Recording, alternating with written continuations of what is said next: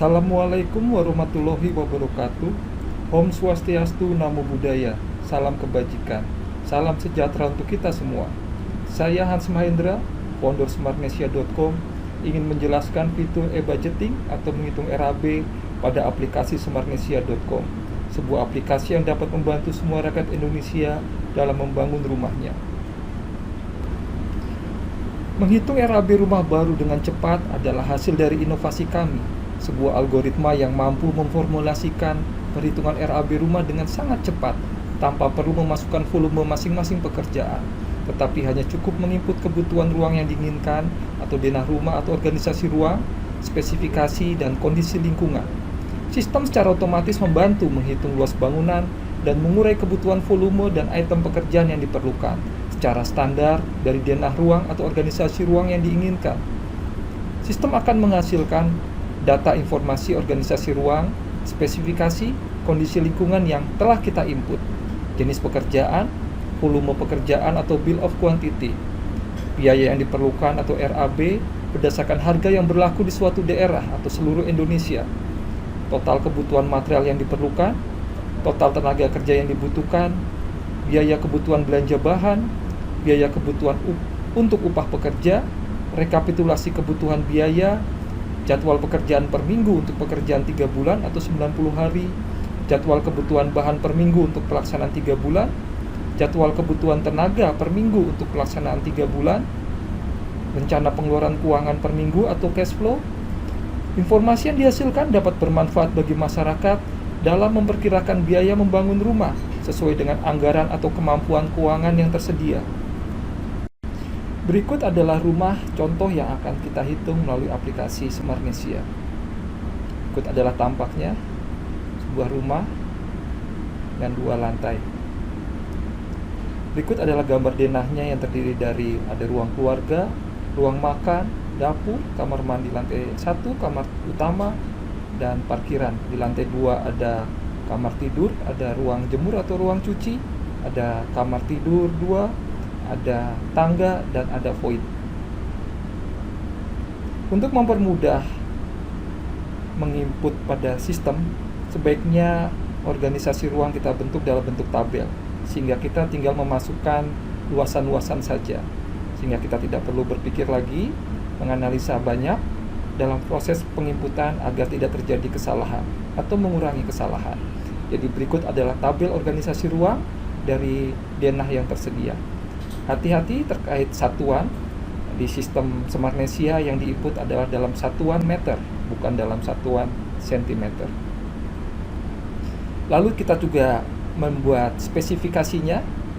Kita inventarisasi dulu sehingga kita tinggal mudah untuk menginputnya. Seperti spesifikasi untuk atap, tadi adalah pelana, bahan dinding kita gunakan hebel, cat tembok kualitas sedang, bahan lantainya berupa keramik ukuran 30-30, rangka atapnya yang kita inginkan berupa baja ringan, penutup atapnya genteng beton, bahan plafon gipsum rangka holo, kusen pintu jendela aluminium, klosetnya jenis duduk, lantai parkiran paving block, atap parkiran polikarbonat. Dan selanjutnya ketinggian plafon. Ketinggian plafon 1 dari lantai 1 adalah 3,5 meter atau 3,5 meter. Ketinggian plafon 2 dari lantai 2 adalah 3 meter. Ketinggian plafon harus diisikan. Plafon sangat penting karena bila kita tidak menginput, maka sistem tetap keluar, tetapi angka tidak menggambarkan kondisi aktual. Sebab ini adalah algoritma, apa yang dia baca adalah apa yang dia terima, dia analisa. Lalu selanjutnya kondisi lingkungan. Akses bawah material adalah mobil pick up. Luas area stok material adalah cukup, di mana material yang akan kita simpan di lokasi cukup, sehingga tidak perlu kita bertahap mendatangkan, tetapi kondisinya cukup untuk menampung. Dan biaya-biaya rencana yang kita keluarkan ini tergantung kondisi proyeknya. Biaya overhead di sini kita ambil 5% atau biaya kemungkinan kenaikan yang di luar perkiraan, atau jasa kontraktor adalah bila pekerjaan dilakukan oleh kontraktor kita berikan jasa 10%. Selanjutnya kita bisa memulai dengan cara ketik Smartnesia di Google, lalu kita masuk ke webnya, Berikut adalah tampilan web atau aplikasi smartnesia.com. Untuk yang telah register, tinggal masukkan username dan password. Tetapi yang baru masuk atau baru memulai, bisa register user dahulu, di mana kita bisa mengisi nama, email, telepon, alamat, provinsi, kota, username, dan password. Lanjutnya kita login sesuai dengan username dan password kita. Berikut adalah tampilan ketika kita masuk ke dalam aplikasi smartnesia.com, di mana dalamnya ada e-budgeting, sistem informasi manajemen bahan, sistem informasi manajemen tenaga, sistem manajemen UMKM bahan bangunan, manajemen toko material, manajemen kontraktor, e-engineering, e-data, e-galeri, e-mitra, e-tender, e-monitoring, dan FAQ. Kita akan mencoba untuk masuk ke e-budgeting atau menghitung RAB. Di dalam ada RAB rumah tinggal, ada RAB interior, ada RAB infrastruktur.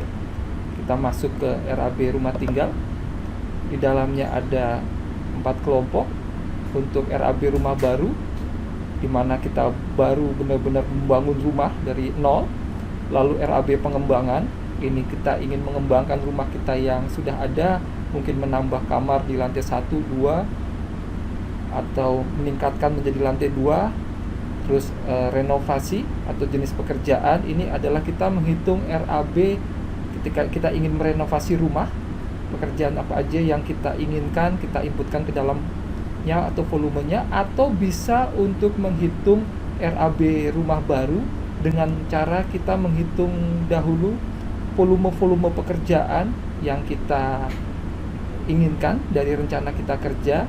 Atau bisa data dari RAB rumah baru, mungkin ada perubahan-perubahan volume, penyesuaian-penyesuaian dari hasil algoritma rumah baru, bisa kita inputkan kembali ke dalam RAB renovasi atau jenis pekerjaan, sehingga hasilnya akan sama sesuai dengan apa yang kita inginkan.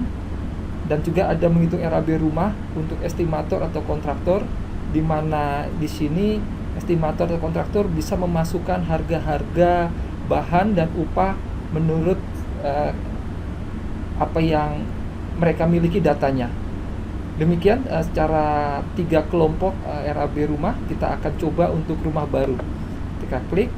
Berikut adalah tampilan menghitung RAB rumah baru. Ini tadi telah dijelaskan di depan tentang menghitung RAB rumah baru. Ini adalah inovasi kami. Ini adalah sebuah algoritma. Di sini ada form menghitung RAB rumah baru. Kita isi formnya mulai. Contoh nama. Kita isikan. Pekerjaan. Provinsinya, kita coba Provinsi DKI Jakarta. Ini seluruh provinsi di Indonesia ada. Kota kabupaten, kita pilih Jakarta Timur. Ukuran tanah adalah di mana tanah yang akan kita bangun. Jadi wilayah yang kita bangun, mungkin teman-teman di daerah yang tanahnya luas ribuan meter, tetapi yang dimasukkan adalah volume di mana tanahnya itu yang akan dibangun. Panjang tadi sesuai gambar adalah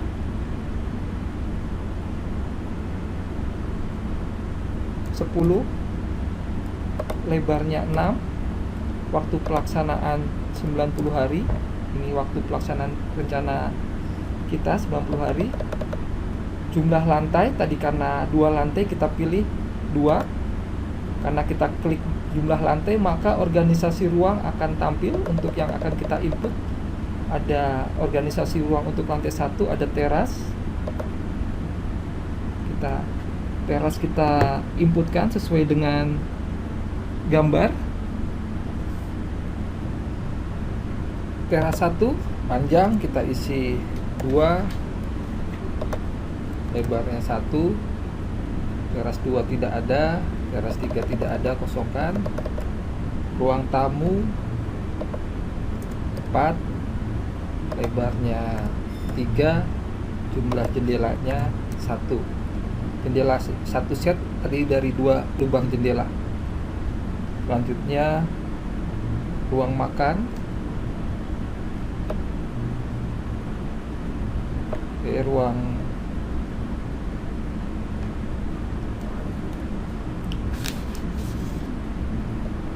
kamar tidur 1, 4, lebarnya 2.5 atau 2,5. Jadi dalam pengisian koma diganti dengan titik karena koma tidak dapat dibaca oleh sistem, jadi gunakan titik. Ruang tidur 1, jendela 1. Lalu selanjutnya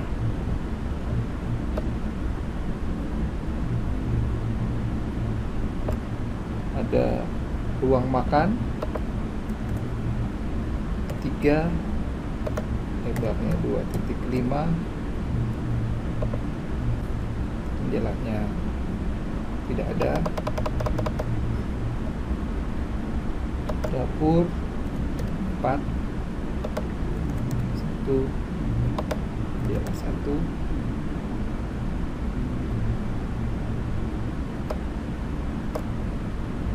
Kamar mandi 2, lebarnya 1.5, ovennya, jendelanya 1.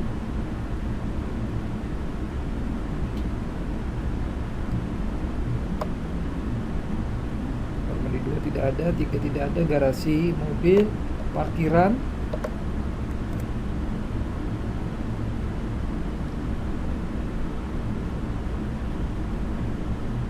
4.5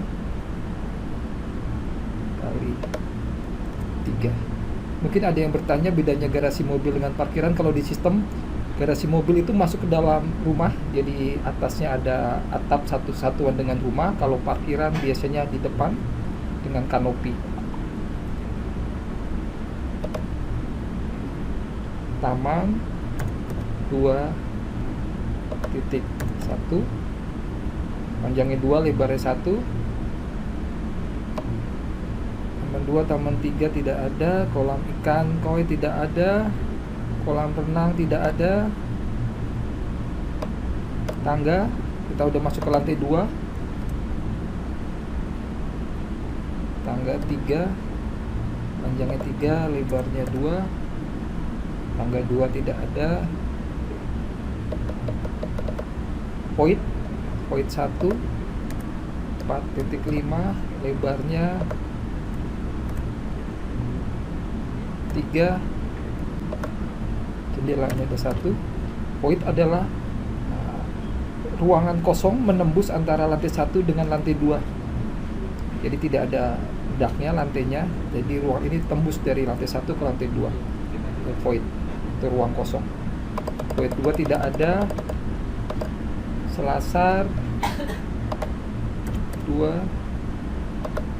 1, selasar 2 tidak ada. Ruang tidur 1 di atas ini 4 kali 2,5.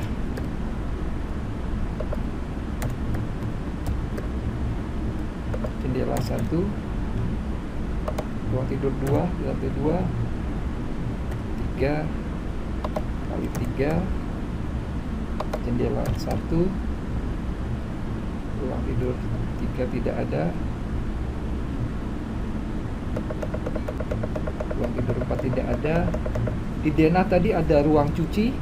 Karena di sini tidak ada definisi ruang cuci, bisa kita gunakan ruang keluarga. Prinsipnya ada sama, ada lantai di atas, lantai 2 yang ada atapnya dalam satu kesatuan rumah. Jadi pembagian ruangan kita bisa ganti ke ruang keluarga. Tadi ruang cuci 2 kali 4, jendela 1. Kamar mandi tidak ada. Kamar mandi di atas tidak ada.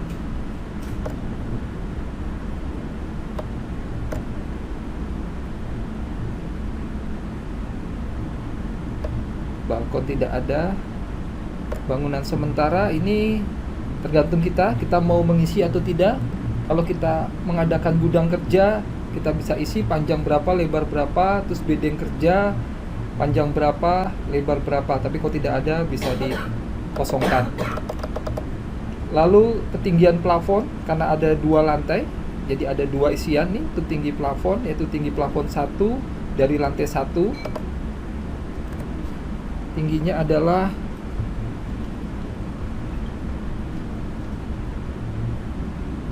3,5.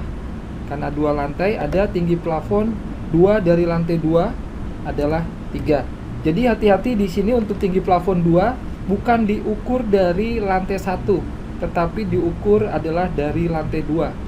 Jadi tidak, nanti kalau kita mengisi lebih tinggi karena kita mengukur dari lantai 1, sistem akan menghitung tidak sesuai dengan apa yang kita harapkan. Jadi tinggi plafon 2 dari lantai 2 adalah 3 meter. Selanjutnya kita masuk ke spesifikasi tipe bentuk atap. Untuk atapnya pelana, bahan dindingnya hebel, bahan cat temboknya cat kualitas sedang, bahan lantainya lantai keramik 30x30, bahan rangka atapnya baja ringan, bahan penutup atapnya genteng beton, bahan plafon gipsum rangka holo, bahan kusen pintu jendela kita pilih aluminium, bahan kloset adalah kloset duduk, lantai parkiran lantai paving, atap parkiran kita pilih polikarbonat. Ini sesuai dengan tadi tabel yang kita buat. Lalu ada kondisi lingkungan kerja, ini terkait dengan lingkungan kerja di mana rumah yang akan kita bangun. Ada 2 variabel, yaitu akses bawah material, di mana aksesnya mudah, artinya truk besar bisa masuk membawa material cukup banyak, atau akses sedang, hanya mobil pick up yang bisa masuk, atau aksesnya sulit, kita harus menggunakan gerobak untuk mendorong masuk membawa material ke lokasi. Karena contoh ini adalah aksesnya kita pilih sesuai dengan apa yang ini adalah mobil pick up, akses sedang, luas area material cukup untuk menampung. Lalu di sini ada biaya overhead, tadi kita pasang 5%. Ini tergantung perkiraan biaya lain-lain yang akan keluar. Lalu ada biaya pelaksanaan, bila dilakukan oleh kontraktor, ada jasa kontraktornya, kita bisa masukkan 10%, tapi bila tidak ada, kita nolkan saja. Di sini ada catatan, pastikan semua data diisi dengan benar dan pilih sesuai dengan rencana pembangunan rumah. Karena tadi ini adalah sebuah algoritma, dia akan membaca apa yang dia terima dan menganalisa apa yang dia tahu. Jadi kita yang menginput di depan harus sesuai apa yang kita inginkan, baik satuannya, tadi ketinggian plafon, dan asumsi-asumsi lainnya. Tadi tinggi plafon juga jangan lupa diisi ketinggiannya, jangan dilewatkan. Setelah semuanya, maka kita bisa klik hitung RAB. Maka sistem akan memberikan analisa seperti tampilan berikut, di mana ada informasi tentang proyeknya, data organisasi ruang. Jadi kita bisa cek lagi, ini ada terasnya ukurannya, ada ukuran tanahnya 10x6, ruang tamu, ruang tidur. Ini apakah sudah sesuai dengan yang kita inputkan? Kalau ada satuan yang salah, kita bisa ulangi lagi, menghitung. Makanya tadi kita perlu hati-hati, kita pastikan semua analisa kita inputkan dengan benar. Jadi di sini kita tampilkan lagi hasil inputannya, dan ini juga ada jendelanya dan ada keterangan. Kusen yang diperhitungkan dalam sistem adalah kusen pintu ukuran 265 x 80 cm dan kusen jendela ukuran 175 x 145. Jadi ini standar perhitungannya. Lalu ada lantai 1 ini kelihatan, ada parkiran, ada taman, ada lantai 2, ada tangga 1, void, selasar, kamar tidur 1, kamar tidur 2, ruang keluarga. Jadi kita lihat total luas lantai bangunan adalah 72 meter persegi dengan luas tanah 60. Jadi kita ada analisa jumlah pintunya terhitung, jumlah pintu kamar mandi, jumlah jendela, jumlah boven lift. Jadi ini tabel atas ada tentang data, informasi data inputan terkait yang kita inputkan. Lalu di bawahnya ada spesifikasi yang telah kita inputkan. Tadi ada tinggi plafon 1, 3,5, tinggi plafon 2, 3. Ini pastikan tampil. Ketika kita menghitung tetapi tinggi plafon tidak tampil, berarti kita belum mengisi tinggi plafon. Jadi kita bisa ulangi kembali perhitungannya, karena data yang keluar belum sesuai apa yang kita harapkan. Terus bentuk atap, jadi pastikan apa yang kita inputkan, parameter, spesifikasi telah ada semua di dalam tampilan sistem. Jadi inilah sistem menerima data seperti ini. Jadi ada pekerjaan dinding hebel, pekerjaan cat kualitas sedang, pekerjaan lantai keramik 30-30, pekerjaan rangka atap baja ringan, penutup atapnya genteng beton, plafonnya gipsum, kusennya aluminium, kloset duduk, lantai parkiran paving block dengan penutupnya polikarbonat. Kalau sudah sesuai, kita bisa lanjut. Kalau masih ada perbedaan atau kita modifikasi, kita bisa ulangi perhitungan kembali. Data tidak hilang, data tersimpan di e-data. Kita bisa lihat kembali sejarah-sejarah yang pernah kita hitung. Lalu selanjutnya, bawahnya adalah ada tabel kondisi lingkungan pekerjaan, di mana tadi lingkungan pekerjaan akses masuk, di mana akses masuknya adalah dalam kondisi sedang, di mana truk tidak bisa masuk membawa material, hanya mobil pick up. Terus area stok material cukup luas untuk menampung material. Lalu di bawahnya ada tabel biaya-biaya yang tadi kita inputkan, biaya overhead 5% dan biaya jasa konstruksi 10%. Setelah ini sesuai semua, kita bisa lihat ke bawahnya lagi. Kalau belum, kita bisa ulangi kembali. Berikut adalah rekapitulasi rencana anggaran biaya. Dari hasil analisa, kita lihat di sini pekerjaan persiapan 2 juta, pekerjaan tanah 7,7, pekerjaan pondasi 31,3, total persiapan dan struktur bawah 41,1 juta. Berikut juga untuk pekerjaan bangunan, di mana grand totalnya adalah 590 juta. Ini dapat dari mana? Ini dapat dari bill of quantity hasil analisa, di mana tadi pekerjaan persiapan terdiri dari pengukuran dan pemasangan boplang 6 meter, harga satuannya 161.000, jumlahnya 970.000. Pembersihan lokasi proyek 60 meter persegi tadi sesuai dengan emang lokasi yang kita tangani, kita bangun. Harga satuannya 18.480, nilainya 1,1 juta. Jadi total 2.079.726 untuk pekerjaan persiapan. Kita cek apakah tadi rekapitulasinya sama. Kita lihat di sini sama, 2.179.726. Jadi rekapitulasi ini didapat dari kumulatif perhitungan total dari bill of quantity masing-masing sub kegiatan. Jadi ada pekerjaan persiapan, ada pekerjaan tanah, ada pekerjaan pondasi, pekerjaan beton non struktur dan beton struktur, ada pekerjaan dinding, ada pekerjaan plesteran, ada pekerjaan pelapis lantai, ada pelapis dinding, ada pekerjaan kusen, pintu dan jendela. Tadi kita speknya ada aluminium, kita lihat ada aluminiumnya ini.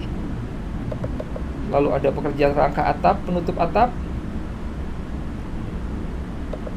pekerjaan plafon, pekerjaan sanitasi, pemipaan dan pompa, pekerjaan aluminium, karena tadi kita pilih pakai aluminium, pekerjaan kaca dan penggantung, pekerjaan pengecetan, pekerjaan listrik, dan terakhir adalah pekerjaan pelengkap. Jadi itu bill of quantity-nya dari hasil analisa. Lalu di bawahnya ada tabel kebutuhan sumber daya, di mana setiap tadi volume pekerjaan itu sistem akan menguraikan kembali sampai penyusunnya, yaitu seperti pengukuran dan pemasangan boplang 6 meter persegi, harga satuannya 161.821. Ini terdiri dari apa aja? Terdiri dari balok kayunya 0,12 meter kubik dengan harganya sekian, pakunya 510 0,12 kg dengan harganya 26.000, papan kayunya 0,02 meter kubik, tukang kayunya 0,6 hari. Jadi hanya membutuhkan kurang lebih setengah hari kerja untuk memasang boplang. Pembantu tukangnya 0,6 hari yang dilakukan oleh satu orang pekerja. Jadi itu adalah uraian dari setiap perkegiatan, kebutuhan sumber daya per setiap kegiatan. Jadi sistem mengurai semuanya, jadi kita bisa meruntun semua setiap analisanya. Ini cukup banyak karena itemnya tadi cukup banyak pekerjaannya, dan kita juga sampai 2 lantai, itu pasti membutuhkan banyak item-item pekerjaan. Sistem memberikan semua hasil analisanya, jadi kita bisa melihatnya semua di sini. Teman-teman nanti bisa mencobanya, bisa menganalisanya sendiri. Lalu selanjutnya di bawah ada tabel kebutuhan bahan material. Jadi di sini adalah bahan-bahan material, jumlahnya, dijumlah, ditotal untuk setiap item material. Contoh sini ada aluminium color untuk daun pintu dan jendela, kebutuhannya 77,28 meter lari. Aluminium color 4 inci 98 meter lari. Genteng beton 55,06 meter persegi. Ini adalah hasil dari sistem menghitung jumlah kebutuhan bahannya. Jadi semua kebutuhan bahan dalam membangun tadi rumah 2 lantai terrekod semua di sini. Lalu di bawahnya ada tabel kebutuhan tenaga. Jadi kita lihat pembantu tukang butuh 705 hari. Karena tadi kita waktu pelaksanaan 90 hari, maka diperlukan kurang lebih 7 orang. Artinya adalah 705 hari dibagi 90 hari, jadi ketemu jumlah orang. Ini adalah logik pikirnya dari algoritma. Jadi kalau waktu pelaksanaan diperpanjang, maka jumlah tenaga berkurang. Tetapi kalau waktu pelaksanaan dikurangi, maka jumlah tenaga harus ditambah. Begitu logikanya. Selanjutnya di bawahnya adalah tabel kebutuhan biaya bahan material. Artinya ini adalah tadi bahan-bahan yang kita perlukan dan harganya yang ada harga satuannya, sehingga kita bisa gunakan tabel ini untuk rencana pembelian kita terhadap material logistik, atau ini jadi bahan sebagai bahan cost control kita terkait pemakaian bahan selama proses konstruksi rumah. Jadi semua diberikan datanya, jumlahnya, harga satuannya, dan nilainya.